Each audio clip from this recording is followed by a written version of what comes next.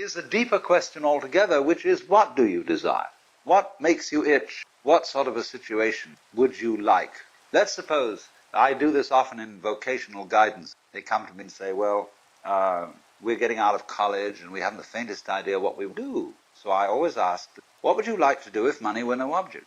How would you really enjoy spending? Well, it's so amazing. As a result of our kind of educational system, crowds of students say, well, we'd like to be painters, we'd like to be poets, we'd like to be writers, but as everybody knows, you can't earn any money that way. Or another person says, well, I'd like to live an out-of-doors life and ride horses. I say, do you want to teach in a riding school? Let's go through with it. What do you want? When we finally got down to something which the individual says he really wants to do, I will say to him, you do that, and forget the money. Because if you say that getting the money is the most important, you will spend your life completely wasting your time. You'll be doing things you don't like doing in order to go on living, that is, to go on doing things you don't like doing, which is stupid. Better to have a short life that is full of what you like doing than a long life spent in a miserable way.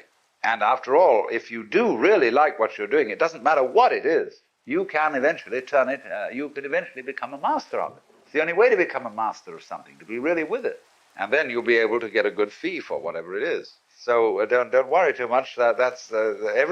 Somebody's interested in everything. And anything you can be interested in, you'll find others. But it's absolutely stupid to spend your time doing things you don't like in order to go on spending things you don't like, and doing things you don't like, and to teach your children to follow in the same track. See, what we're doing is we're bringing up children and educating them to live the same sort of lives we're living, in order that they may justify themselves and find satisfaction in life by bringing up their children, to bring up their children to do the same thing. So it's all wretch and no vomit. It never gets there.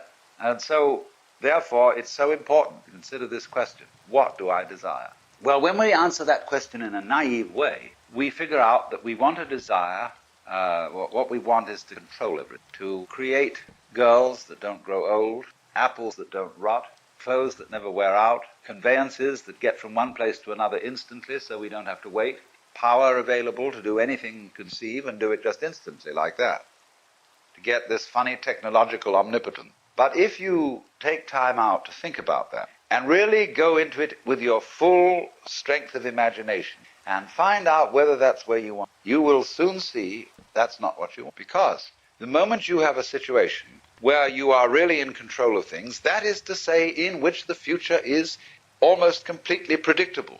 You will see, as I said last night, that a completely predictable future is already the past. You've had it, and that's not what you want. You want a surprise. You don't know what that's going to be, because obviously it wouldn't be a surprise if you did. You want a pleasant surprise. But like you say, what sort of a surprise would you? You can't really answer them. Because you know, if there are to be such things as pleasant surprises, there must also be unpleasant surprises. There must be rude shocks. So you're like somebody taking one of those wishing well boxes, tubs, where you fish in and you bring out a package. And you don't know whether you've got a dead rat in it or a new camera. And that's the way, that seems to be the thing that really excites people. But quite certainly there comes out of this inquiry a feeling of real disillusionment with the ideal of power. To be in power, to be in control, is not something that any sensible person... Now, you may say that's shirking responsibility, that if you were a really responsible person, you would go out for power and try to use power to the best possible advantage, for the benefit of all. All right, what would be the benefit of all? Ask them, what do you want me to do with this power? I'm dictator. What would you like me to do? Well, nobody knows, because they haven't thought it through. They think of all sorts of short-range things, and they are largely conflicting, confusing, because they're not well thought. But again, when it finally comes down to it, nobody wants to be God. Now, I think that this is the greatest possible lesson for the Western world to learn, because we are so hung up on the idea of power, of control, of being able to make everything go the right way, and we've never thought it. When you get control of it, what are you going to do? And so when you think things through like that, you do not want power. You don't want to control it. And therefore, in the exploration of what you want, you get to the point where having all pleasures at your command, and they pall, and you think of new sources. And eventually you get like the ancient Romans, who had all these mad crowds of barbarians, who had to go every Saturday to the Colosseum for a show that really had to surpass it, because they had public baths, they had prostitutes, they had every kind of luxury. But when they went to see one of the big shows that people like Nero put on, they would have, for example, floats circling the Colosseum, all full of slave girls, distant parts of them, garlanded with flowers and waving at the crowd and going innocently around.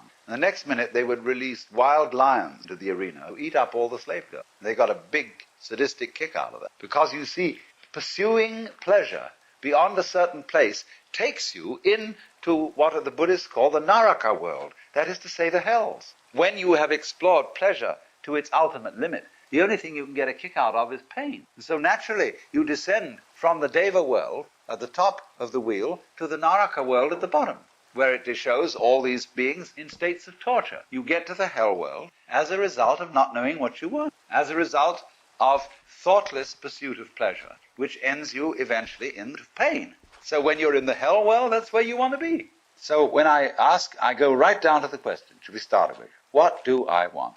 The answer is, I don't know. When Bodhidharma was asked, who are you? Which is another form of the same question. He said, I don't know. Planting flowers to which the butterflies come. Bodhidharma says, I know. When you don't know what you want, you reach the state of desire. When you really don't. But you see, there's a beginning stage of not knowing. There's an ending. In the beginning stage, you don't know what you want because you haven't thought about it. Or you've only thought superficially. Then when somebody forces you to think about it and go through and say, yeah, I think I'd like this, I think I'd like that, I think I'd like the other. That's the middle stage. Then you get beyond that. Say, is that what I really want? In the end you say, no, I don't think that's it.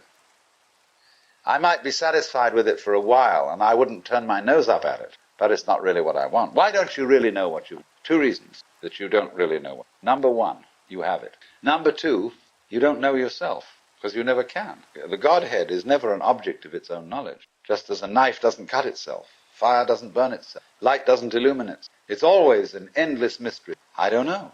And this I don't know, uttered in the infinite interior of the spirit, this I don't know, is the same thing as I love, I let go, I don't try to force. It's the same thing as humility. Any time you, as it were, voluntarily let up control, in other words, cease to cling to yourself, you have an access of power. Because you're wasting energy all the time in self-defense, trying to manage things, trying to force things. The moment you stop doing that, that wasted energy is available. And therefore, you are, in that sense, having that energy available, you are one with the divine principle. You have the energy. When you're trying, however, to act as if you were God, that is to say, you don't trust anybody and you're the dictator and you have to keep everybody in line, you lose the divine energy. Because what you're doing is simply defending yourself. So then, the principle is, the more you give it away, the more it comes back.